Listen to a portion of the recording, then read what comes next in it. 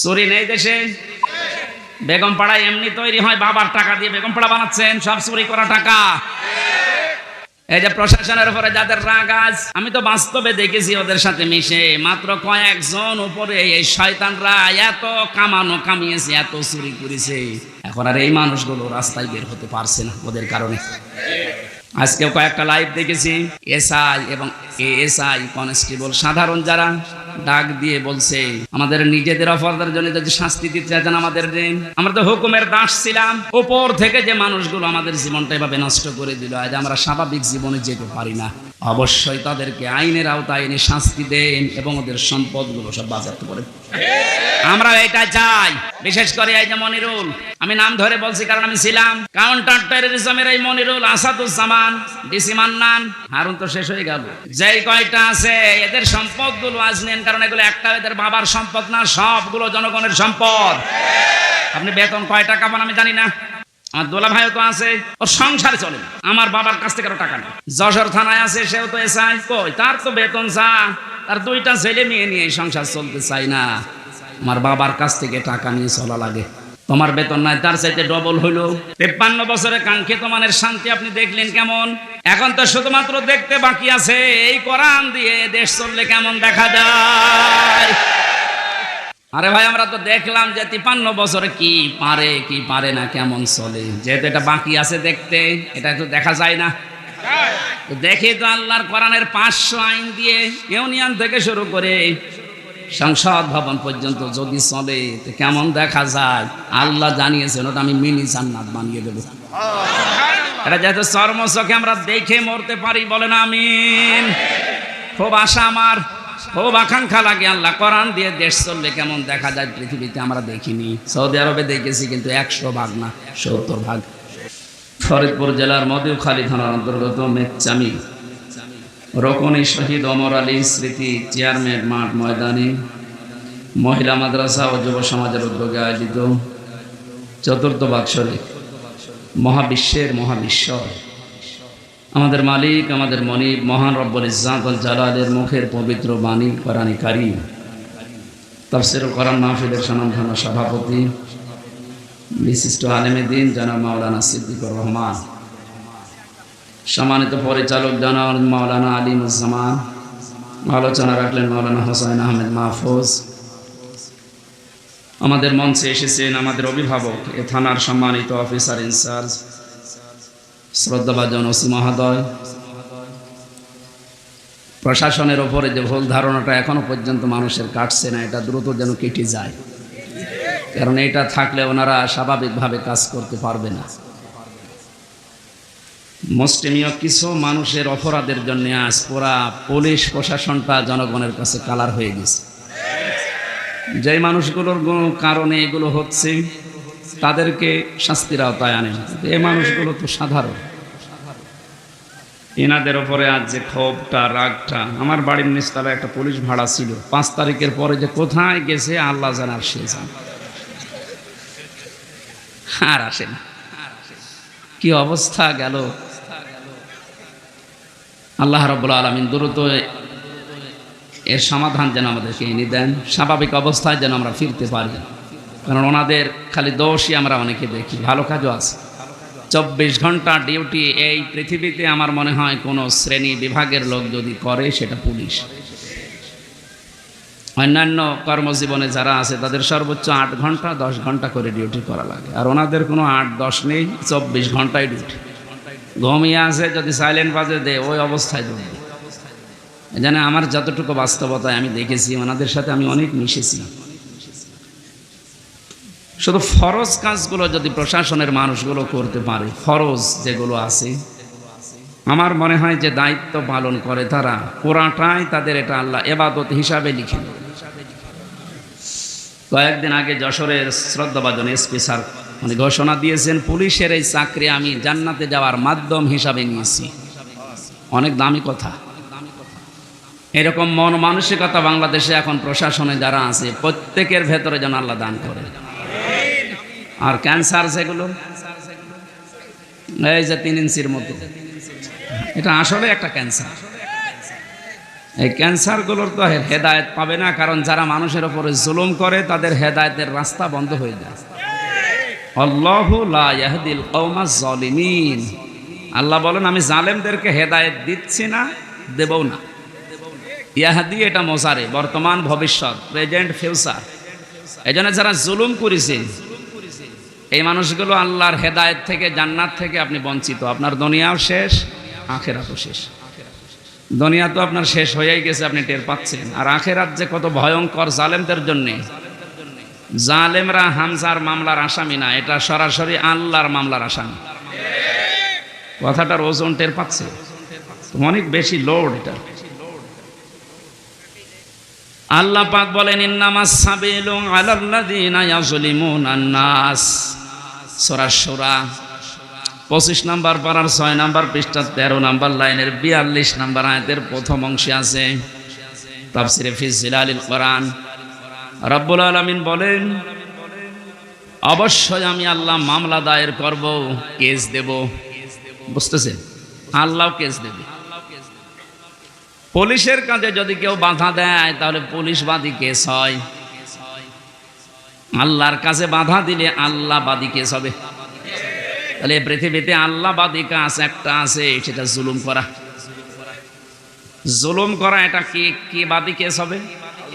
আল্লাহবাদী case. উনি নিজে বাদী হয়ে কেস দেবেন, নিজে মামলা দায়ের করবেন, নিজেই অভিযোগ লিখবেন, নিজেই বিচার করবেন, নিজে রায় দেবেন।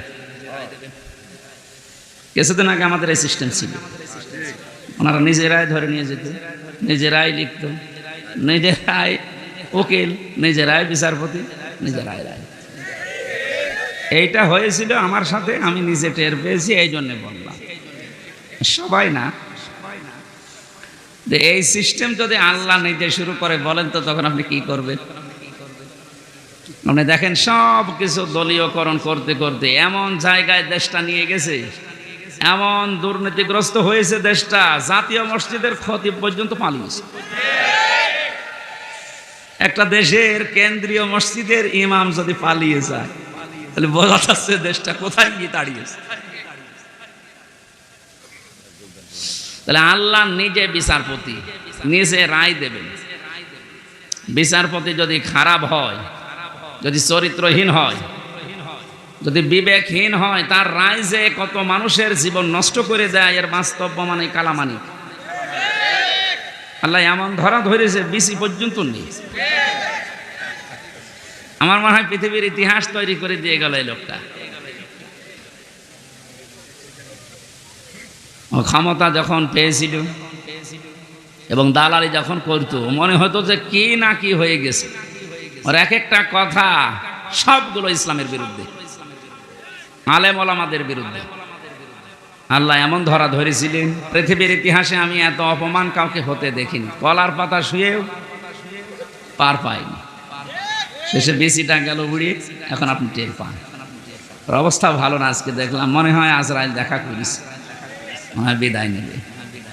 এটা তো গেল দুনিয়ার শাস্তি। আল্লাহ বলেন জালেমদের বিরুদ্ধে যেহেতু আমি নিজে মামলা দায়ের করবো, ওটা কি করব, আমি কি রায় দেব কেউ জানে না। ওয়ালা তাহসাবান্নাল্লাহা গাফিলান আম্মা ইয়ামালু যালিমুন। হে নবী, আপনি কি মনে করেন যে জালেমদের সম্পর্কে আমি কোনো খোঁজ রাখি না? সবচাইতে বেশি খোঁজ রাখি জালেমদের বিষয়ে। ওদেরকে শুধু ছাড় দিয়েছি। ইন্নামা নুমলি লাহুম লিয়াজদাদু ইসমা। আমি আল্লাহ ওদেরকে ওদের পাপের পরিপূর্ণ করার জন্য ছাড় দেয়, যে নাই যত বাড়বে বাড়, তো পাপ যেন একেবারে পূর্ণতা পায়। বাস্তবতা আমরা এটাই দেখলাম, অনেকের পাপ একেবারে পরিপূর্ণ হয়ে গেছে। হাজারো মানুষের জীবন নষ্ট করার কারণে আল্লাহর আরশ পর্যন্ত কেঁপে গেছে। আল্লাহুম আযাবুম মুহিন। আল্লাহ তাআলা বলেন ওদের জন্য আমি অপমানজনক শাস্তির ব্যবস্থা করে রেখেছি। বলেন নাউজুবিল্লাহ। এই জন্য যারা জালেম, আপনার দুনিয়া শেষ, আপনার আখিরাতও শেষ। আপনি আরো ভয়ঙ্কর বিপদের দিকে যাচ্ছেন। এই জন্য আমার আহ্বান থাকবে, জালেম যারা তারা এখন থামবে। কারণ জালেমের কিন্তু তওবাও কবুল হয় না। ফেরাউনের তওবা কবুল হয়েছিল, কিন্তু এতটুকু বলেছিল আন্নাহু লা ইলাহা ইল্লাল্লাহ বলতে পারেনি। ও যখন ডুবে যাচ্ছিল একবার উপরে ওঠে আবার পানির নিচে যায়। ফেরেশতা জিবরাইল এসে কাঁটা হাতে নিয়েছিল। তাফসীরে ফি জিলালিল কোরআন, ও যখন বলবে লা ইলাহা ইল্লাল্লাহ বলতে যাবে, তখন এসে মুখের উপরে কাদা লাগিয়ে বলছে তোরা বলার দরকার নেই, কারণ তুই যা করেছিস। এই জন্য যারা অত্যাচারী হয়, যারা জুলুমবাজ হয়, এই মানুষগুলো যদি মনে করে শেষে ভালো হয়ে যাব, না, তাদের আর তওবা কবুল হয় না, কারণ তাদের পাপের কারণে তারা শেষে ডুবে মরে। এই যে মহিন শব্দটা আছে ওয়ালা, কোরআনের প্রতিটি শব্দ কিন্তু 100% সত্য, না 98%। আলাহুম আযাবুম মুহিন, তাদের জন্য আমি অপমানজনক শাস্তির ব্যবস্থা করে রেখেছি, ফিদ দুনিয়া ওয়াল আখিরাহ, দুনিয়া এবং আখিরাত। প্রশ্ন আসতে পারে তারা তো কিছু কিছু মানে, নামাজও পড়ে, রোজা রাখে, দান সদকাও করে। হ্যাঁ, এবার শুনুন, সূরা বাকারা 1 নম্বর পারার 12 নম্বর পৃষ্ঠার 7 নম্বর লাইনের 85 নম্বর আয়াতের মাঝের অংশে আছে আফাতুমিনুনা বিবা'দিল কিতাবি ওয়া তাকফুরুনা বিবা'দ ফামা জাযাউ মান ইয়াফআলু যালিকা মিনকুম ইল্লা খিজিয়ুন ফিল হায়াতিদ দুনিয়া। আল্লাহ পাক বলেন, কোন মানুষ যদি পৃথিবীতে আমার কোরআনের কিছু মানে আর কিছু বাদ দিয়ে দেয়, আমার মনে হয় সারা বিশ্বের যতগুলো দেশে ঘুরলাম, অন্যান্য দেশে যারা কাফের তারা আসলেই কাফের। আমাদের যেতে 96% মুসলিম, আমরা অন্য আর যাই করি আল্লাহ একজন আছে এটা তো বিশ্বাস করি। এই 96% মানুষেরা কি কথা বলে? 4% নয় বাদ দিলাম।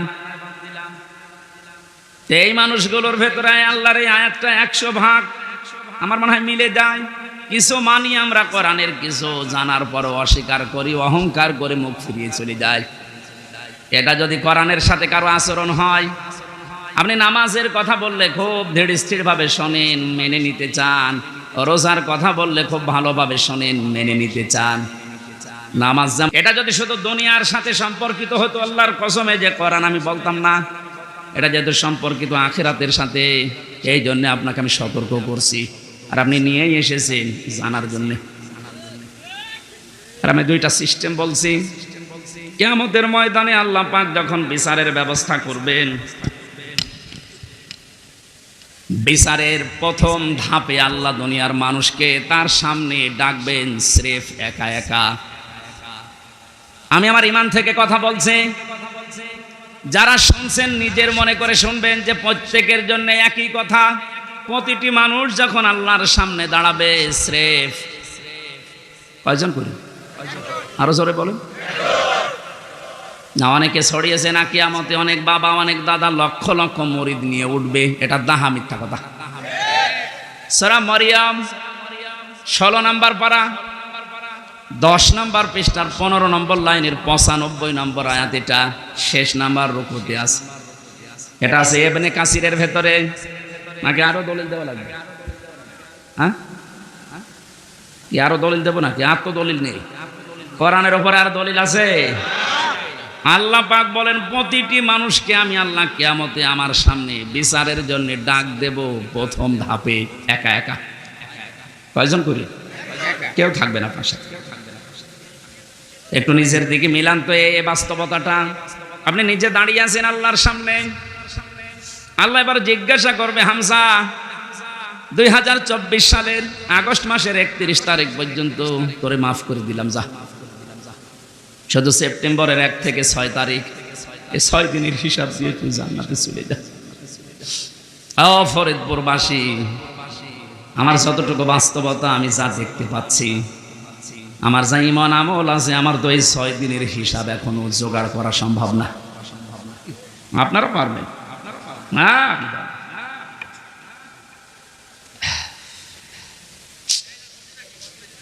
কথাটা শুনতে যত সহজ মনে হচ্ছে, বাস্তবতায় গেলে অত সহজ পাবেন না।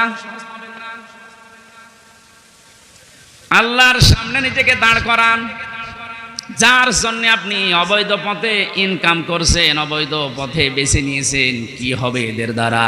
কোরআনে কারীম সতর্ক করছে, লাং তানফাকুম আরহামুকুম ওয়ালা আওলাদুকুম ইয়াউমাল কিয়ামাহ ইয়াফসিলু বাইনাকুম ইন্নাল্লাহা আল্লাহু বিমা তা'মালুনা বাসীর।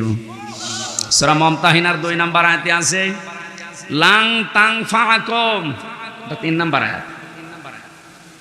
মজারের আগে যদি লান আসে অর্থ হয় কখনো সম্ভব না।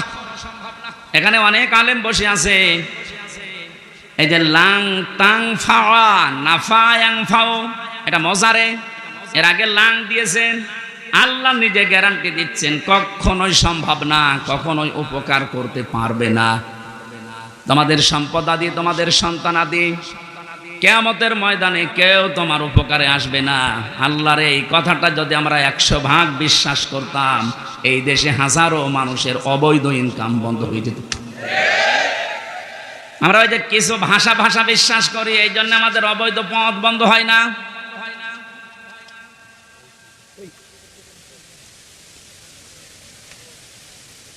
অন্য যে যা করে করুক গা, অন্তত আমি তো ঠিক থাকতে পারি। জীবন চলে গেলেও কার জন্য কি করব? আমার সন্তানের জন্য, স্ত্রীর জন্য। এরা সব কিছু আমার থেকেই পার্থক্য করে দেবে আল্লাহ।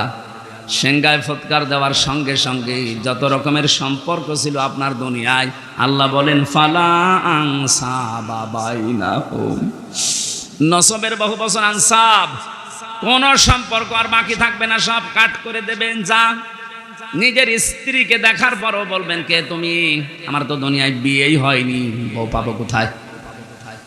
ও দুনিয়ার মুসলমান ভাইরা, অন্য জাতির কথা আমি বাদ দিলাম। আমরা যেহেতু জান্নাত বিশ্বাস করি, কিয়ামতে জবাব দেওয়া লাগবে বিশ্বাস করি। আমরা ভুল করি, কি করি? এদিন আমাদের সাবধান থাকা লাগবে, আমি যেন জবাবটা ঠিক করতে পারি। এখনই যদি আপনার চোখ বন্ধ হয়ে যায়, বাড়ি পর্যন্ত যেতে পারবেন না। এখান থেকে হয়তো তাড়াতাড়ি বাড়িতে নিয়ে রাতটা পার করতেও দেবে না। ধোয়ানোর পরে জানাজা দিয়ে বলবে যান কবরে দিয়ে দেন। রাতের বেলা থাকলে ওরে আবার পাহারা দেওয়া লাগবে, জিন আসতে পারে। কোথায় আসি আমরা? আপনি একটু নিজের দিকে সত্যি করে ভাবেন তো। দাঁড়িয়ে আছেন আপনি, সত্যি করে বলেন, নিজে নিজে ভাবেন, আপনি সত্যি কি পারবেন এই 50, 60, 70 বছরের হিসাব দিতে? আমার তো 6 দিনেই ভয় লাগছে। আপনি 60 বছর পারবেন কি করে? এক গ্লাস পানিরও হিসাব যদি আল্লাহ নেওয়া আরম্ভ করে, বিশ্বনবী বলেছেন কেউ জান্নাত পাবে না। আল্লাহ যদি দয়া করে বলে যা মাফ করে দিলাম, তাহলে আপনি মাফ পাবেন। তো ওনার তো মাফ পাওয়ার জন্য কয়েকটা গুণ দুনিয়ায় আপনার ওর ভেতরে থাকা লাগবে। ওই কথাগুলো আজকের তেলাওয়াতকৃত আয়াতে আছে। আল্লাহ আমার জন্য গফুর হবেন, ক্ষমাশীল হবেন, দয়াশীল হবেন, মেহেরবান হবেন। কখন? নবীজিকে দিয়ে আল্লাহ বলিয়েছেন। ওই কথাগুলো আজকে তাফসীর আকারে আমরা যেন শুনে মেনে চলতে পারি, বলেন আমিন। বিচারের দ্বিতীয় সিস্টেমে এবার আল্লাহর একা ডাকবেন না, দ্বিতীয় ধাপে এবার ডাকবেন আপনাকে আপনার নেতার সাথে। এই যে নামাজের কথা শুনলে যারা আনন্দ পান, রাজনীতির কথা শুনলে যাদের মন খারাপ হয়, এবার এই আয়াতটা আপনি দেখেন তো। ইয়াউমা নাদউ কুল্লা উনাসিম বিইমামিহিম, সূরা বনী ইসরাঈলের 72 নম্বর আয়াতের প্রথম অংশে আছে। আল্লাহ পাক বলেন কিয়ামতে প্রতিটি মানুষকে বিচারের দ্বিতীয় ধাপে এবার আর একা ডাক দেব না, প্রত্যেকটি মানুষকে ডাকবো তার নেতার সাথে। কার সাথে? এই জবাব দেন। আগে নেতা, ইমাম, এরপরে কর্মী। আপনি এবার ভাবেন তো, যার আদর্শ মেনে আপনি রাজনীতি করেন, যাকে আপনি ভোট দেন, যার পেছনে স্লোগান দেন, যার কাছ থেকে টাকা পয়সা খান, এই লোকটা কিয়ামতে আপনার সামনে থাকবে, আপনি পেছনে। ওর যে সিহারা, ওর যে সুরাত সিরাত, আপনি নিজেও জানেন যে চরিত্র কি। আপনার চাইতে আল্লাহ ভালো জানে না? বলেন বলেন। তাহলে এই লোকটা যদি সামনে থাকে আপনার, আপনি পেছনে, ওরে দেখেই তো আল্লাহর রাগ হয়ে যাবে, আপনার পর্যন্ত যাবে। এইরকম লোকের পেছনে থেকে যদি আল্লাহ আপনাকে দেখে, কি হবে বলেন? আমার মনে হয় আপনি ধরা খাবেন। অবশ্য ঠিক, তার মানেও তো ধরা খেয়ে বসে আছে।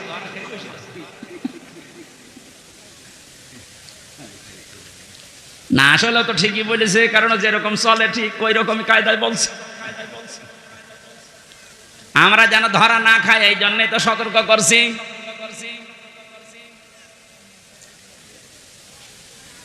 কোরআনে কারিম জানাম জানে এই দুনিয়াতে কারো জন্য একা না, সবার জন্য। কোরআনের আলেম আমরা যারা, আল্লাহর কসম আমরাও সবার জন্য। আপনাকে আমি বাঁচাতে চাচ্ছি। শুধু নামাজ দিয়ে রোজা দিয়ে যদি জান্নাতে যাওয়া যেত, আব্দুল্লাহ বিন উবাই আপনার আগে জান্নাতে যেত। এই লোকটার পুরা জীবন আমি পড়ে দেখেছি, কোন অপরাধ আমি ওর জীবনে সেরকম মেজর পাইনি। তবে একটা বিষয়ও মানতো না, ওর নামাজ ছিল নবীজির পেছনে, মসজিদে নববীতে, কাবা শরীফে। আপনি নামাজ পড়েন ম্যাক্স আমি মসজিদে এসে নে, আর নামাজ পড়তো মসজিদে নববীতে, কাবা শরীফে। 1 রাকাত নামাজে 1 লক্ষ রাকাত নামাজে সব হয়। ও রোজা রেখেছে, রাসূলুল্লাহর সাথে ইফতারি করেছে, নবীর সাথে। ও তাহাজ্জুদের নামাজ পড়তো। ওর যত কিছু আমি পেয়েছি একটা একটা করে মিলিয়ে দেখলাম, সবই ঠিক আছে। শুধু রাজনৈতিক জীবনে ওর আদর্শ ছিল আবু জেহেল। এরকম মানুষ দুনিয়ায় নেই। এই কথা বলা লাগবে। আমি নাম ধরেই বলছি, এই যে সালমান এফ রহমান দরবেশ, ওর নামাজ ছিল, রোজা ছিল। কাবা শরীফের পাশে আমি যখনই গেছি দেখছি ও পাশে ওই যে বিল্ডিং দারুত তাওহীদ, ওখানে থাকতো। যেখানে 15 থেকে 20 লক্ষ টাকা লাগে থাকতে, আমরা থাকতাম তো প্রায় 2 কিলোমিটার দূরে, কারণ আমার 3.5 লাখ। আর ওর 15 থেকে 20 লাখ টাকা এই জন্য কাবার পাশে থাকে, যেন কাবা দেখা যায়। টাকা যদি ভ্যান চালিয়ে উপায় করা লাগতো, তাহলে আমার মনে হয় 5 কিলো দূরে থাকতো। টাকা তো সব জনগণের, 36,000 কোটি টাকা। আপনি জীবনে গণনা করে শেষ করতে পারবেন না। অথচ পদ্মা সেতুর মতো এত বড় বিশাল প্রকল্প মাত্র 32,000 কোটি টাকায় কমপ্লিট হয়ে গেছে। আর ওর একাই কত, আমার মনে হয় আর একটা পদ্মা সেতু বানিয়ে টাকা আরো 4,000 কোটি রেখে যেত।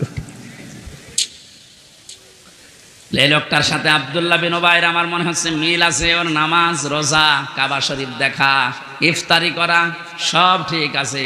রাজনৈতিক জীবনে ও লোকটা এমন মানুষকে মানে যার চরিত্র আসলে ভালো না। কি ওর নিজের চরিত্র যে ভালো না তার প্রমাণ দেখেছেন, দাড়ি কেটে নম হয়ে গেছে। প্রশাসনের লোক যখন ধরতে গেছে ওরা কিন্তু চিনতে পারে নাই। আর একটা ছিল নমক, আইনের চেয়ারে বসে শুধু বেআইনি কথা বলতো। এই লোকটারে যখন ধরে নিয়ে যাচ্ছিল এই আইনমন্ত্রী, অবশ্য আমি একা কেন, ওই যে ওর বেশ ওর দাড়ি কই, দাড়িকে ঢুকে দিয়েছে। যেই লোকটা এত বড় ভাওতাবাজি করতে পারে মানুষের সাথে, যে রাসূলুল্লাহর সুন্নাত, দাড়ি কি হামজার সুন্নাত? কার সুন্নাত? অপরাধ বোধ কত বেশি, নিজে কাজ করেছে এই জন্য তো অপরাধী। এত ভয় যে রাসূলুল্লাহর গলায় ছুরি লাগিয়ে দিয়েছে, যা আমার দরকার নেই, আমি আগে বাঁচতে চাই। আল্লাহ বাঁচতে দিয়েছে, এখন পচা ডিম খাচ্ছে। ফরিদপুরবাসী, যেহেতু আপনি বুঝেই ফেলেছেন কিয়ামতের ময়দানে দ্বিতীয় ধাপে আপনাকে আল্লাহ আপনার নেতার সাথে ডাকবে, সুতরাং এমন মানুষের পেছনে থাকা লাগবে যাকে দেখলে আল্লাহ রসুলের কথা মনে হয় এবং যার কর্ম এবং বাস্তবতা রাসূলুল্লাহর সাথে মিলে যায়। এরকম মানুষ দেশে নেই। আমরা এই প্যান্ডেলের ভেতরে এসে কত কথা বলার পরে বলে ঠিক আছে, এখান থেকে যাওয়ার পরে সব উল্টিয়ে ফেলি। এই জন্য আমাদের কপালের কোনো পরিবর্তন নেই। এবার আর ভুল করা যাবে না। কি কথা বলেন এখন? এবারও যদি ভুল করেন আবার পেছিয়ে যাবেন। আশা করছি আপনার বিবেক কাজে লাগবে।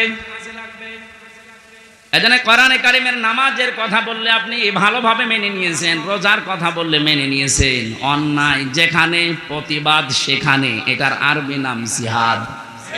জিহাদের কথা বললে আপনি জঙ্গি মনে করেন, জিহাদের কথা বললে রাজনীতি মনে করেন। তাহলে আয়াতটার সাথে তো আপনার বাস্তবতা মিলছে, যে কিছু মানেন আর কিছু মানেন না।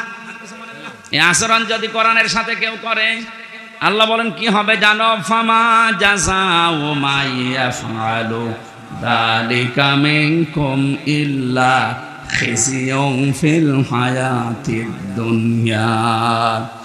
এই লোকটার জীবন আমি লাঞ্ছনা, গঞ্জনা, অপমান, অপদস্থ এগুলো দিয়ে ভরে দেব দুনিয়ার জীবনটা, আর মরণের পরে নিয়ে যাব আসাদ্দিল আযাব, যন্ত্রণাদায়ক এবং কঠিন ভয়ঙ্কর আযাবের দিকে নিয়ে যাব। এটা কোনো কাফেরের বিপক্ষে আল্লাহ বলেছেন, আমি পাইনি। কোরআনে কাফেরের বিরুদ্ধে কথা আছে, এটা অন্য কথা। মুনাফিকের বিরুদ্ধে কথা আছে অন্য কথা, কিন্তু মুসলমান কিছু মানে কিছু মানে না। এদের যে কি শাস্তি দুনিয়ার আখেরাতে আপনি তো দেখলেন। দুনিয়ায় আমরা কিছু মানুষকে দেখতে পাচ্ছি যে অপমানকর শাস্তি আল্লাহ ব্যবস্থা করে দিচ্ছে। আর আসাদ্দিল আযাব যেহেতু দিয়েছেন ইসমে তাফসিল, এটা সুপারলেটিভ ডিগ্রি, এর উপর আর কোনো শব্দ আরবিতে নেই। আল্লাহ বলেন এমন যন্ত্রণাদায়ক ভয়ঙ্কর কঠিন আযাবের দিকে মরণের পরে নিয়ে যাব, ওটা আমি আল্লাহ ছাড়া আর কেউ জানে না।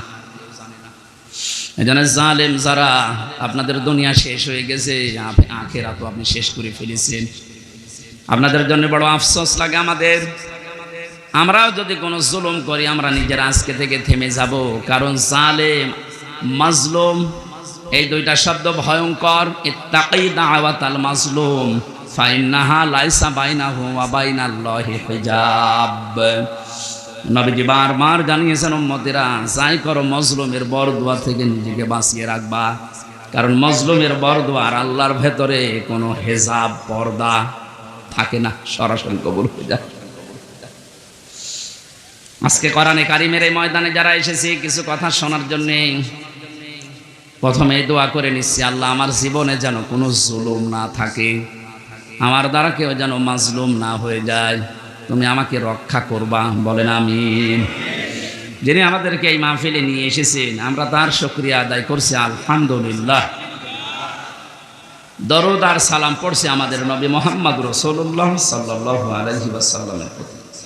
আমাদের আজকের আলোচনার বিষয় হচ্ছে আল্লাহ নিজে আদেশ দিচ্ছেন, হে রাসূল 6টা গুণ যারা অর্জন করবে দুনিয়ায়, আপনি তাদের জন্য আমার কাছে ইস্তেগফার করেন, ক্ষমা চান। ক্ষমা করার মালিক একচ্ছত্র কে বলেন তো? দুনিয়ার কোন পীরের আছে? নবীজির আছে? না। ক্ষমা করতে পারে শুধুমাত্র আল্লাহ নিজে। ফাসাব্বিহ বিহামদি রাব্বিকা ওয়াস্তাগফির, আপনি ইস্তেগফার করেন আল্লাহর কাছে, তার তাসবিহ তাহলিল আদায়ের মাধ্যমে আপনি ইস্তেগফার করেন। ইন্নাহু কানা তাওয়াবা, কারণ তিনি তাওবা কবুলকারী, ইস্তেগফার কবুলকারী। আমার ভালোভাবে শিক্ষা নেওয়ার বিষয় এখানে এইটা, যেহেতু তাওবা কবুল করবেন একজন, তিনি আল্লাহ, তিনি নিজে শিখিয়ে দিচ্ছেন, নবীজি এই 6টা গুণ যাদের ভেতরে আছে আপনি তাদের জন্য আমার কাছে ক্ষমা চান। তাহলে এটা ক্ষমা করার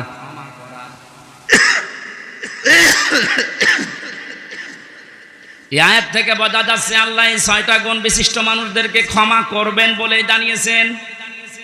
আমাদের এখন বুদ্ধিমানের কাজ হবে এই 6টা গুণ দুনিয়া থেকে অর্জন করে তারপরে বিদায় নেওয়া। বলা বলেন না কেন? আসুন আমরা দেখি আমাদের ভেতরে এগুলো আছে কিনা। সূরা মুমতাহিনা 12 নম্বর একটা মাত্র আয়াত পড়েছি। মুমতাহিনা শব্দের শাব্দিক অর্থ হচ্ছে পরীক্ষিতা নারী। কি নারী? যারা পরীক্ষা দিয়ে উত্তীর্ণ হয়ে গেছে। এ পৃথিবীতে বহু নারীর জীবনী আমি পড়েছি, সর্বোত্তম জীবনী আমার কাছে 6 জনের মনে হয়েছে। এই মানুষগুলো পরীক্ষা দিয়ে উত্তীর্ণ হয়ে তারা জান্নাত অলরেডি আল্লাহ পেয়ে গেছে। তার ভেতরে 1 নম্বরে হযরতে আসিয়া। হযরতে আসিয়া আলাইহিস সালাম এত বেশি পরীক্ষা দিয়েছিলেন তার ঈমানের উপরে টিকে থাকতে গিয়ে। পৃথিবীর মানুষরা যদি হিসাব করে হিসাব মিলানো সম্ভব না। শুধুমাত্র ঈমানের উপরে টিকে থাকতে গিয়ে হাতের ভেতরে তিনি পেরেক লাগিয়ে দিয়েছে তার নিজের স্বামী, পায়ের ভেতরে পেরেক লাগিয়েছে, মাথার উপরে গরম তেল ঢেলে দিচ্ছে, কপালের ভেতরে শলাকা লাগিয়েছে। এ কঠিন অবস্থায় হযরতে আসিয়া দেখলেন আল্লাহ পাক জান্নাত জিবরাইলকে দিয়ে পাঠিয়ে দিয়েছে। তিনি জান্নাত দেখলেন, ডাক দিয়ে বললেন, ইযে ক্বালাত রাব্বি বনিলি ইনদাকা বাইতান ফিল জান্নাতি ওয়া নাজ্জিনি মিন ফিরআউনা ওয়া আমালিহি ওয়া নাজ্জিনি মিনাল কওমিজ যালিমিন। হযরতে আসিয়া ডাক দিয়েছেন, রব্বুল আলামিন তুমি আমার জন্য জান্নাতের ভেতরে একটা ঘর বানিয়েছো, এভাবে না তৈরি করে তুমি যেখানে আসো ওই জায়গায় একটা ঘর আমার জন্য বানিয়ে দাও, যেন সব সময় তোমারে আমি দেখতে পারি। হযরত আসিয়া দ্বিতীয় নম্বর কথা বলেছিলেন, ওয়ানাজ্জিনি মিন ফিরআউনা ওয়া আমালিহি ওয়ানাজ্জিনি মিনাল কওমিজ জালিমিন। এই মেয়েরা আসেনি, একটু খেয়াল করবেন এবার। সম্মানিতা মা বোনেরা, অনেক বেশি ভালোবাসি আপনাদেরকে, আমি চাই না আপনারা জাহান্নামী হয়ে যান। তাকান, পরীক্ষিতা নারী কাদেরকে বলে, কি পরীক্ষা তিনি দিয়েছিলেন। এত বড় কঠিন মুসিবত, বিপদ, এত বড় বিশাল শাস্তির ভেতরে হযরতে আসিয়া তিনি তার স্বামীর জন্য বরদোয়া দেননি। তিনি বলেছিলেন, মাবুদ তুমি যা দেখতে পাচ্ছ, আমার স্বামী লোক দিয়ে এরকম অত্যাচার করাচ্ছে এবং নিজে অত্যাচারে শামিল, তুমি আমাকে এই অত্যাচার থেকে বাঁচাও, কিন্তু আমার স্বামীর উপরে তুমি রাগ করো না। ও বাংলার মা বোনেরা, এদেশে পুরুষ নির্যাতন, নারী নির্যাতন করলেই মামলা হয়ে যায়, পুরুষ নির্যাতনের কোনো মামলা নেই। আমি জেলখানায় 3টা বছর থেকে অনেক কিছু দেখেছি। ওর এখানে 100 ভাগের প্রায় 60 ভাগ লোক শুধু এই দাম্পত্য কলহ নিয়ে জেল খাটতেছে। মেয়েদের এই ছোট মনের কারণে পেরে ওঠে না। প্রত্যেকে কি হুজুর বলেন আর কি খেজুর বলেন। এদের এই মানুষগুলো যদি একটু মন উদার করতো, আমার মনে হয় পরিবারে আমাদের শান্তি আরো ফিরে আসতো।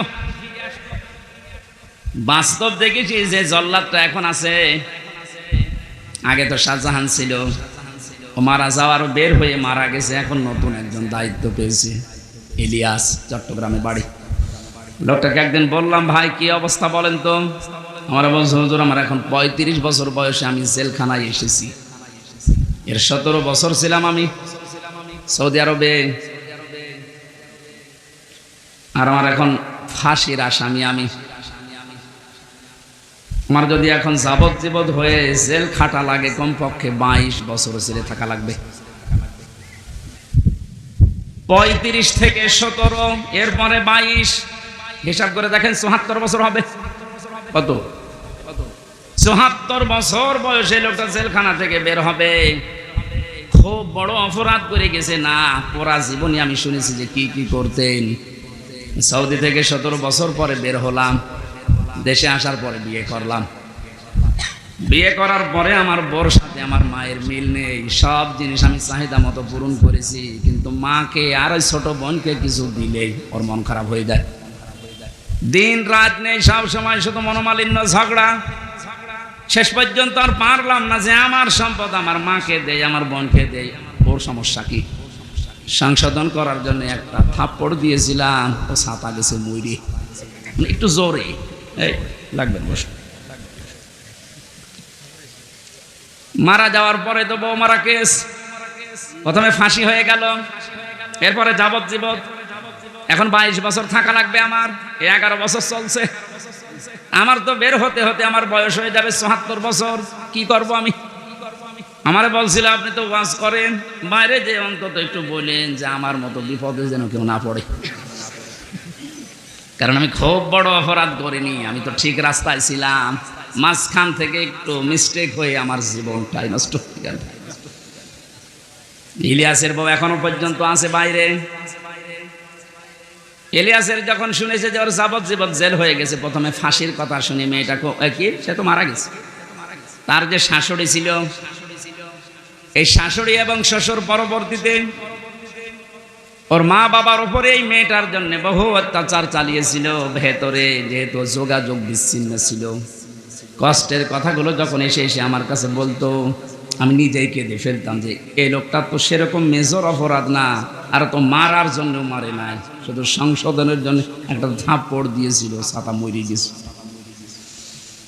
এর স্ত্রীর যদি মনটা উদার হতো, মন যদি বড় হতো, নবীজির হাদিস যদি এই মেয়েটা মানতো, বিশ্ব নবী জানিয়েছেন, পৃথিবীর মেয়েরা তোমরা যদি মনে করো যে আমার স্বামীর হায়াত বেড়ে যাক, আরো বেশি দিন বেশি থাক, আমার স্বামীর সম্পদ সম্মান আরো বেড়ে যাক, তাহলে স্বামীকে মাঝে মাঝে বলবা তার রক্তের সম্পর্ক যেগুলো, এগুলো যেন অটুট রাখে, ঠিক রাখে। পৃথিবীর মানুষের সবচেয়ে বেশি রক্তের সম্পর্ক তার মায়ের সাথে। এক কথা বলেন কেন? এই জন্য পুত্রবধূ যারা বসে আছেন, আমার যতটুকু বাস্তবতার জ্ঞান আছে আমি দেখেছি এই দেশে আমরা যারা জামাই আছি, এটা মনে হয় রেকর্ড হয়ে কালকে আমার ম্যাডাম শুনবে, শুনুক, কপালে যা আছে হবে। আমরা জামাইরা যেভাবে আমাদের শাশুড়িকে শ্বশুরকে যেইভাবে দেখি, যেই নজরে দেখি আর যেভাবে আচরণ করি, বউগুলো যদি তার হাফ আমার মা বাবার সাথে, আমাদের মা বাবার সাথে ওইটা করতো, এই দেশে কোনো ছেলে আলাদা হওয়া লাগতো না। একটু বেশি বলে ফেললাম নাকি? ঠিক মানে 100 ভাগ ঠিক। আপনি অনেকে মনে করেন আমি নামাজ পড়ি, রোজা রাখি, আমি কালো বোরকা পরে বাজারে যাই, আমি জান্নাত পাবো না। মানে কিসের জান্নাত?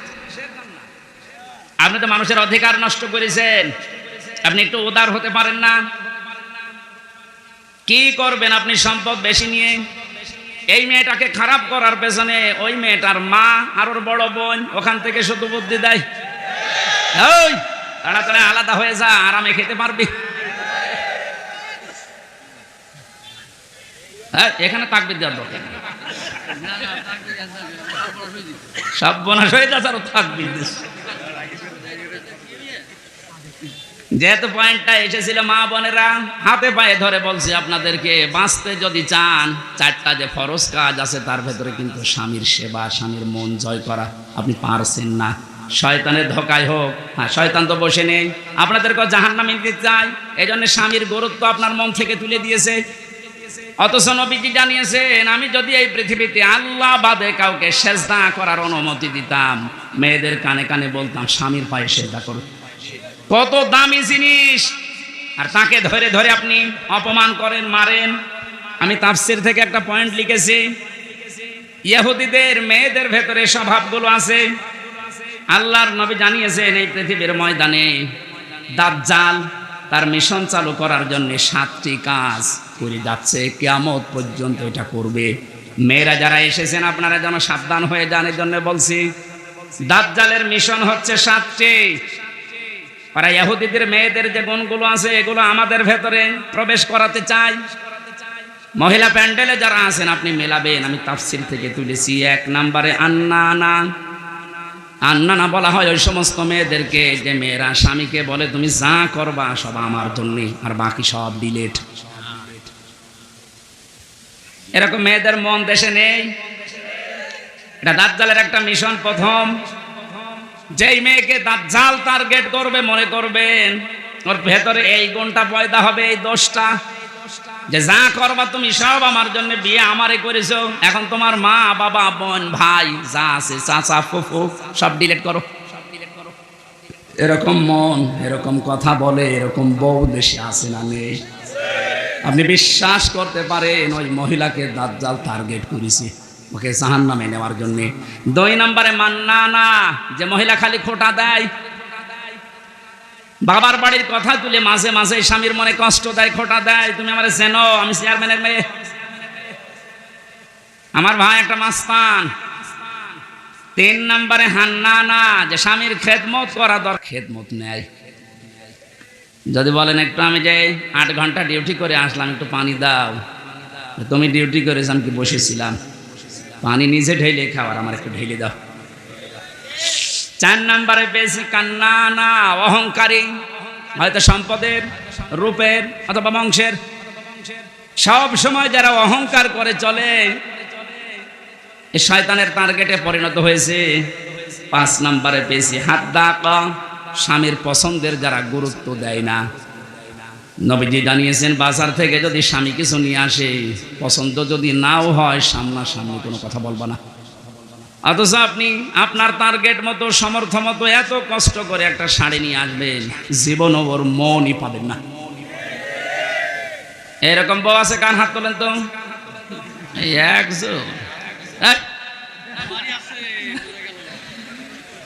6 নম্বরে বেশি সাদ্দাকা, যারা হারামের প্রতি উৎসাহ দেয় স্বামীকে, খালি মাঝে মাঝে অন্যের তুলনা তুলে ধরে, যে কি করো, পাশের বাড়ি দেখো না, ওর বেতন তো তোমার চাইতে কম।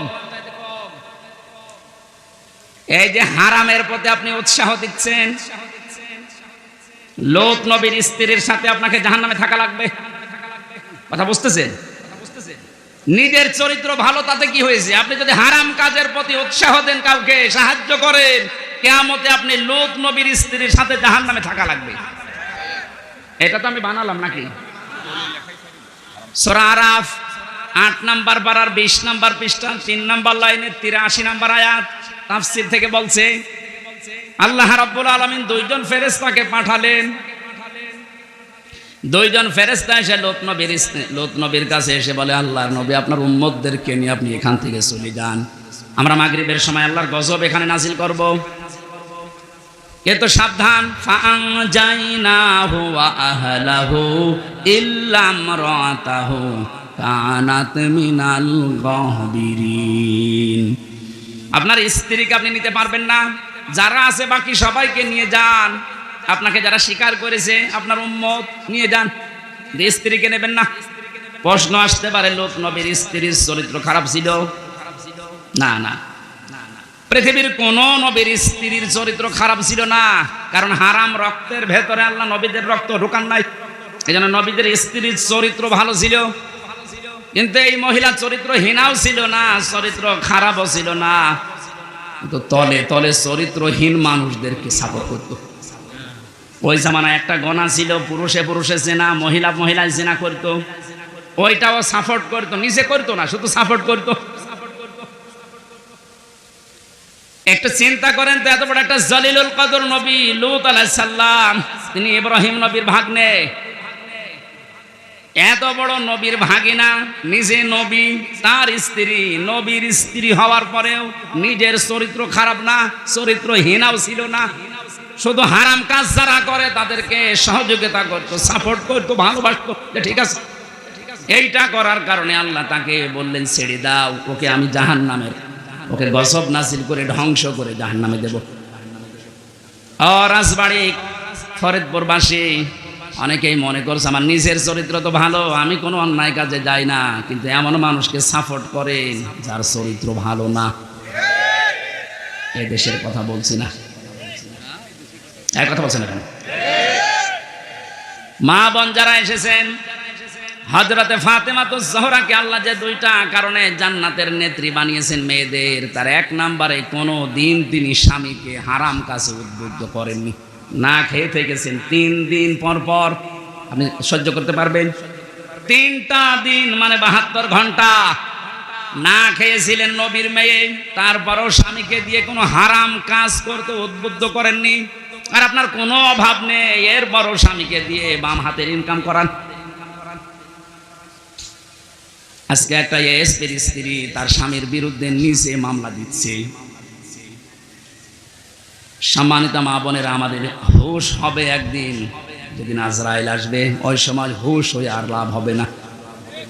এখনই হুঁশ ফেরা দরকার। 7 নম্বরে পেয়েছি বাররাক, এটা না বলাই ভালো, হ্যাঁ বলে আমি মায়ের খাই। বাররাক মানে এমন স্ত্রী যে স্বামীর গায়ে হাত তোলে। এই কথা বলছে না কেন? এরকম মানুষ দেশে নেই? বহু পালোয়ান বাইরে বীর, ভেতরে যায় ক্ষীর হয়ে যায়। এটা দাজ্জালের যে 7টা মিশন নারীদেরকে নিয়ে, এখানে যারা এসেছে এই মেয়েরা যেন এই মিশনে এই খপ্পরে না পড়ে, বলেন আমিন।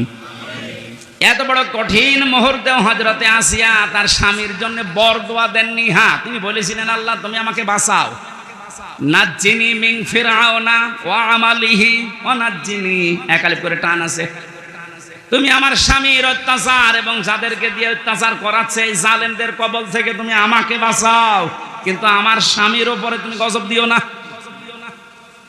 এত বড় কঠিন মুহূর্তেও যদি বরদোয়া না দিতে পারে, আপনার কি হয়েছে? একটা সাবান কম হলে আপনি ফোঁটা দেন, বরদোয়া দেন, উল্টা পাল্টা কথা বলেন। পরীক্ষিতা নারী হওয়ার জন্যে 28টা গুণ মেয়েদের অর্জন করা লাগে। সূরা নিসার ভেতরে ধারাবাহিকভাবে আল্লাহ দিয়েছেন। ইবনে কাসির তাফসীরটা মেয়েদেরকে পড়াবেন। আমার আজকের আলোচনার বিষয় ওইটা না, শুধু নামকরণটা বললাম। সূরা মুমতাহিনা শব্দের শাব্দিক অর্থ পরীক্ষিতা নারী। কি নারী? যে সমস্ত মেয়েরা পরীক্ষা দিয়ে পাশ করেছে তাদের ভেতরে 6টা গুণ আপনি হে নবী দেখতে পাবেন। এরা যখন আপনার কাছে বায়াত নেবে বলে আসবে, তাদেরকে আপনি বলবেন, মেয়েরা এসেছিল নবীজির কাছে, এসে বলে, হে রাসূল, আমরা আপনার সাথে হাত মিলাতে চাই। ইবনে কাসির মুফাসসির বলেন, বিশ্ব নবী জানিয়েছেন ওই সময় আমি মেয়েদের বেগানা মেয়ের সাথে হাত মিলাই না। অথচ বাংলাদেশে আমরা বহু পীরের নামে কলঙ্ক দেখছি, ওরা মেয়েদেরকে পর্যন্ত মুরিদ বানায়। এই কথা বলছেন, পুরুষের জন্য মহিলাকে মুরিদ বানানো, তার খেদমত নেওয়া জায়েজ আছে? বলেন বলেন। এগুলো যারা করছেন না বুঝে করছেন, আপনি থামেন। বিশ্বনবী জানিয়েছেন, হ্যাঁ, এই পৃথিবীতে তিনটা জিনিস আমার কাছে সবচাইতে বেশি প্রিয় লাগে, ভালো লাগে। তার এক নম্বরে আমার নিজের স্ত্রী। কার স্ত্রী? নিজের স্ত্রী। জাওজাতি, আমার নিজের স্ত্রী ভালো লাগে আমার কাছে। আমাদের কাছে স্ত্রী ভালো লাগে, তবে নিজেরটা ছাড়া অন্যেরটা। কথা বলছেন? এই জন্য হাজারো মানুষের দেখবেন লাইন চলছে এখনো। এই যে পরকিয়া প্রেম যারা করেন, এখনই থামেন, হয়তো তিনটা ক্ষতি হয়ে যাবে দুনিয়ায় আর তিনটা আখেরাতে। পরকিয়া প্রেমে যারা লিপ্ত আছেন, আপনার এক নম্বরে চেহারার উজ্জ্বলতা নূর আল্লাহ নষ্ট করে দেবে। দুই নম্বরে আপনার হায়াত আস্তে আস্তে কমে যাবে। তিন নম্বরে যখন মারা যাবেন ঈমান পাবেন না, একটা সংসার নষ্ট করার জন্য বেঈমান হয়ে মরবেন। এ লাইনে আছে নাকি এলাকায় কেউ? যদি থাকেন আপনি থেমে যাবেন আশা করছি। বিশ্বনবী বলেন, দুই নম্বরে আমার কাছে নামাজ ভালো লাগে, তিন নম্বরে আমার কাছে সুগন্ধি ভালো লাগে। এই তিনটা আমাদের কাছেও যেন ভালো লাগে, সেই ব্যবস্থা আল্লাহ করে দেন। বলেন আমিন। নবীজিকে আল্লাহ ঘোষণা দিলেন, ইয়া আইয়ুহান নাবিয়্যু, হে নবী, ইযা জাকাল মুমিনাতু, মুমিন নারীরা যখন আপনার কাছে আসবে, ইউবাইউনাকা, আমরা বায়াত নিতে চাই, পর্দার আড়াল থেকে আপনি তাদেরকে বায়াত দেবেন 6টা বিষয়ে। যদি এগুলো তারা মানতে পারে, আপনি নিজে তাদের জন্য আল্লাহর কাছে ক্ষমা চাবেন। যেহেতু আল্লাহ শিখিয়ে দিচ্ছেন, তার মানে 6টা কাজ করতে পারলে আল্লাহ নিজে আমাদেরকে মাফ করবে। এক নম্বরে দিয়েছেন,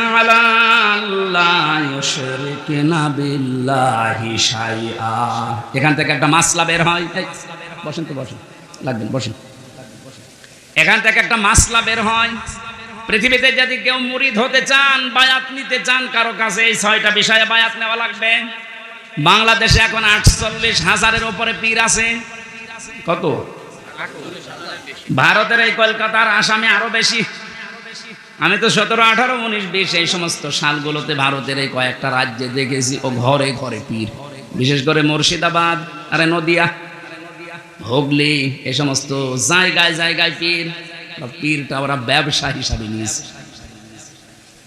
বাংলাদেশের জরিপে যেটা সরকারি 48,000। আপনারা যদি মুরিদ করতে চান, বায়াত দিতে চান, প্রথমে আপনাকে বলা লাগবে যে আমার দরবারে কোনো শিরিক চলবে না। আল্লাহ বাদে অন্য কাউকে সেজদা দেওয়া কি? আল্লাহ বাদে অন্য কাউকে ডাকা কি? তাহলে যেই দরবারে সেজদা দেওয়া হয়, সে মানুষকে হোক, কবরে হোক, মাজারে হোক, এবং আল্লাহ বাদে অন্য কাউকে ডাকা হয়, এটা কি? আরো জোরে। এগুলো যে দরবারে হচ্ছে, এখানে মুসলমান যেতে পারে? যাচ্ছে না? আশা করছি আপনি থামবেন। আপনি বায়াত যদি নিতে চান, এমন দরবারে যাবেন যেখানে গেলে প্রথমে বলে শিরিক করা যাবে না। শিরিক কি? না।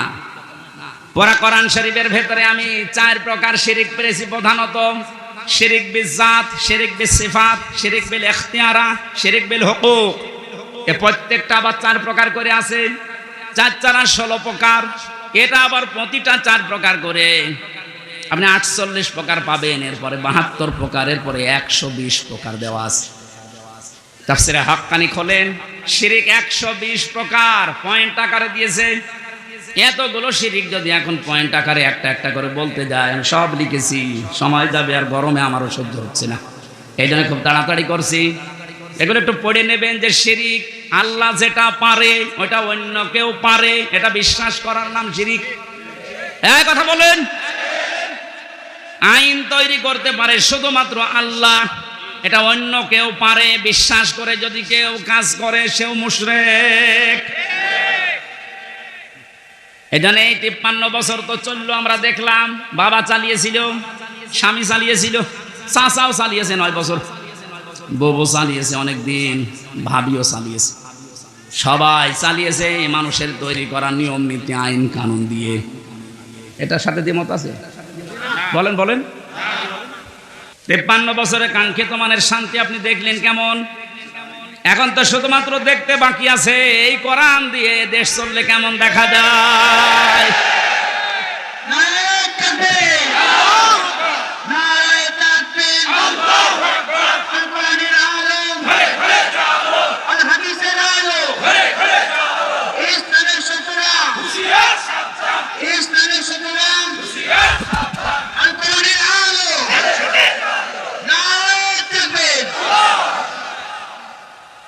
আরে ভাই আমরা তো দেখলাম যে 53 বছরে কি পারে না, কেমন চলে, যেহেতু এটা বাকি আছে দেখতে, এটা তো দেখা যায় না।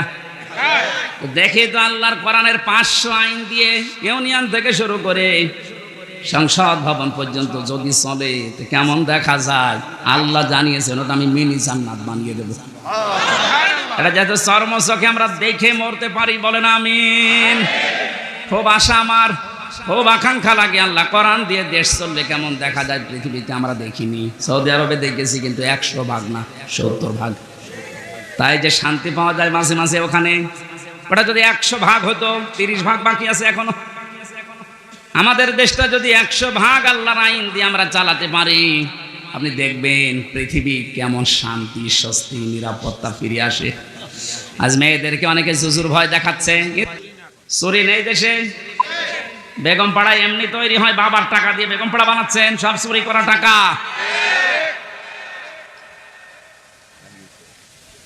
এই যে প্রশাসনের উপরে যাদের রাগ আজ, আমি তো বাস্তবে দেখেছি ওদের সাথে মিশে, মাত্র কয়েকজন উপরে এই শয়তানরা এত কামিয়েছে, এত চুরি করেছে, এখন আর এই মানুষগুলো রাস্তায় বের হতে পারছে না ওদের কারণে।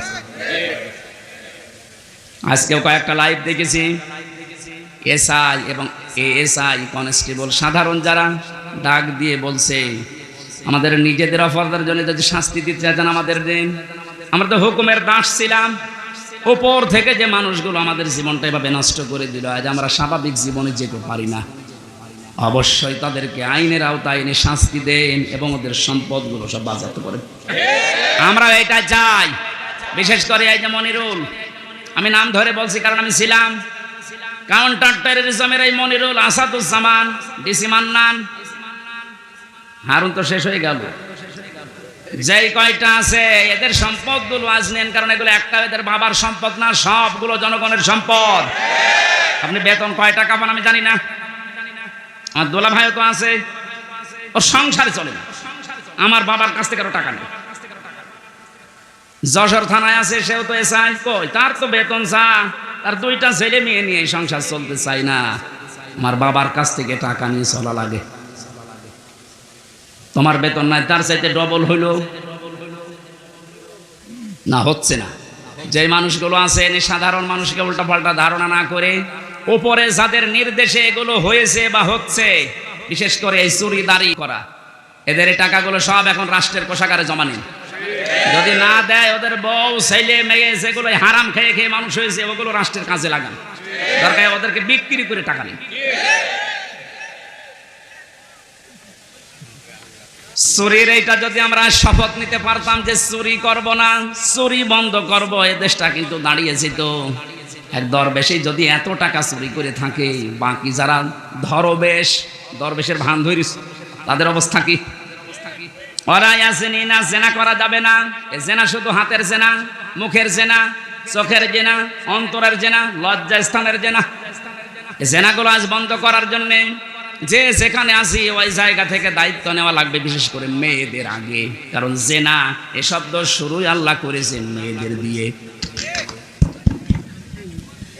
আসানিয়াতু আসানি ফাজলিদু কুল্লা ওয়াহিদিন মিনহুমা মিয়াতা জালদা।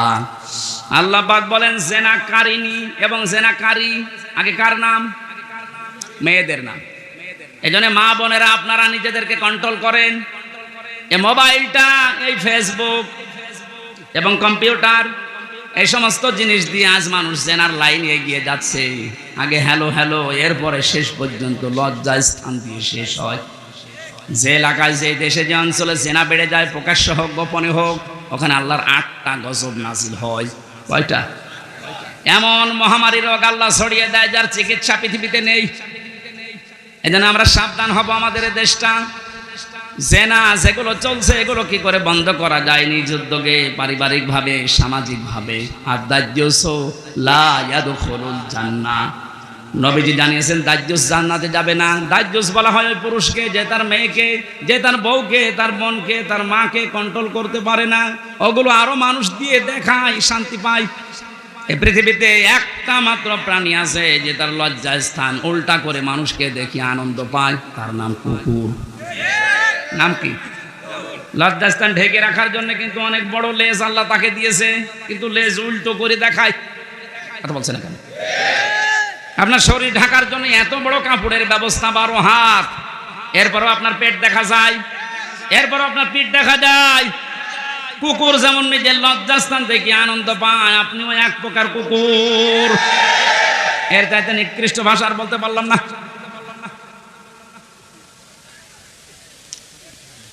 আশা করছি আপনি থামবেন। একটা মহিলা যদি বেপরদা জেনা এই সমস্ত করার কারণে জাহান্নামী হয়ে যায়, কমপক্ষে 4 জন পুরুষ কিয়ামতের সঙ্গে নিয়ে যাবে। প্রথমে তার বাবাকে, এরপরে বড় ভাইকে, এরপরে স্বামীকে, এরপরে বড় ছেলেকে। আপনি বলেন তো, এক একজন মহিলা যেভাবে চলছে আজ, এভাবে যদি চলতে চলতে ওরা জাহান্নামে যায়, আমাদেরকে যারা 4 জনের নাম বললাম, হয়তো আমি কারো বাবা, নাই স্বামী, নাই বড় ভাই, নাই বড় ছেলে, জান্নাত পাওয়া সম্ভব হবে? এই জন্য কন্ট্রোল হবে। জেনার পরিবেশগুলো বন্ধ করা দরকার আস্তে আস্তে। আল্লাহ পাক বলেন ওয়ালা ইয়াকতুলনা ওয়ালাদাহুন্না, খাবারের ভয়ে সন্তানকে হত্যা করো না। এখানে কয়েকটা মাসলা বের হয়। আপনাদের মনে হয় কষ্ট হয়ে যাচ্ছে নাকি? আমার তো কষ্ট হচ্ছে। আমার একটা ফ্যানের ব্যবস্থা যদি করতেন আগে থেকে, এই ঝামেলাটা হতো না। এখন ওইভাবে হয়, মানুষ একদিন দাঁড়িয়ে দাঁড়িয়ে বাতাস দিবে। ওর জীবন না, ওরে বাতাস দিয়াবেন। একটু ফ্যান দিলে প্রথমে থেকে ভালো হয়। ওয়ালা ইয়াতিনা বিবহতানিন ইয়াফতারিনাহু বাইনা আইদিহিন্না, জেনে বসে কোনো মানুষ যেন একজনের উপরে অপবাদ চাপিয়ে না দেন। এই সিদ্ধান্ত নিয়ে, এই বায়াত নিয়ে আমার কাছে আজকে থেকে যান। এই গোনাটা বাংলাদেশ সহ বিশ্বে এখন বহু জায়গায় আরম্ভ হয়েছে। কিচ্ছু জানে না যে লোকটা, আন্দাজে তার উপর একটা অপবাদ, দোষ চাপিয়ে তার জীবনটা ধ্বংস করে দেওয়া হচ্ছে। কথা বলেন ঠিক কিনা? বহু ভুক্তভোগী মানুষকে আমি জেলখানায় পেয়েছি, একেবারে নিরপরাধ, কিচ্ছু জানে না ও বিষয়ে, আন্দাজে দোষটা চাপিয়ে তার সংসারও শেষ, তার জীবনটাও শেষ করে দিলেন। এগুলো আপনি মাপ পাবেন না। অপবাদ দেওয়া থেকে আমাদের বিরত থাকা লাগবে। খুব মারাত্মক অপরাধ এটা, অপবাদ। 6 নম্বরে আল্লাহ বলেন ওয়ালা ইয়াসিনাকা ফি মা'রুফিন ফাবাইহুন্না, কোনো ভালো কাজ যদি আপনি আরম্ভ করেন, সেই কাজের বিরোধিতা যেন আপনার সাথে না করে। এই জন্য আমরা কোনো ভালো কাজে আঞ্জাম দিলে দলমত দেখা যাবে না, ওই কাজে আঞ্জাম দেওয়া লাগবে। আজকে কোরআন প্রচার হচ্ছে বিনা দ্বিধায় নির্দ্বিধায়, কোনো পারমিশন লাগছে, কোনো ঝামেলা আছে? এই ভালো কাজে আমাদেরকে সাহায্য সহযোগিতা করা, যতটুকু পারা যায় এগিয়ে আসা লাগবে। এই 6টা কাজ যদি কারো ভেতরে পরিপূর্ণ এসে যায়, আল্লাহ পাক বলেন নবী ফাবাইহুনাকা ফাবাইহুন্না, এই 6টা গুণ যারা অর্জন করে তাদের বায়াত আপনি গ্রহণ করেন। আর আমি আল্লাহর কাছে তাদের জন্য বলেন ওয়াস্তাগফির লাহুন্নাল্লাহ, আল্লাহ তুমি এদেরকে মাফ করে দাও। ইন্নাল্লাহা গফুরুর রহিম, অবশ্যই আমি আল্লাহ ক্ষমাশীল, দয়াবান। জোরে বলেন সুবহানাল্লাহ। এই 6টা গুণ আমি সহ যারা এসেছি আমাদের বাস্তব জীবনে আল্লাহ যেন মেনে চলার তৌফিক দেন। পারিবারিক জীবন নিয়ে যে কথাগুলো বলছিলাম, ওগুলো আমি বই আকারে জেলের ভেতরে লিখেছিলাম, যে পারিবারিক জীবনে দাম্পত্য কলহ এবং এর সমাধান করার জন্য যে 77টা বিষয় লাগে, যেগুলো ড্রাইভারের কাছে আছে, আপনার মেয়ের জন্যে, বইয়ের জন্যে, ফুফুর জন্যে, বোনের জন্য মায়ের জন্য নিয়ে যাবেন, ওদেরকে পড়াবেন, পারিবারিক জীবনে শান্তি ফিরে আসবে ইনশাল্লাহ। কারণ হাজারো মানুষ এই পারিবারিক জীবনে আজ জেল খাটতেছে। আল্লাহ আমাদেরকে এই 6টা গুণে গুণান্বিত হওয়ার তৌফিক দান করুন, আল্লাহুম্মা আমিন। লা ইলাহা ইল্লা আনতা সুবহানাকা ইন্নী কুনতু মিনাজ জালিমিন। আল্লাহ তাআলা প্রচন্ড এই গরমের ভেতরে চাতক পাখির মতো তোমার বান্দারা কোরআনে কারিমের কথাগুলো শুনছিল, যতগুলোই শুনেছি আল্লাহ আমাদের জীবনে আমল করার তৌফিক দাও।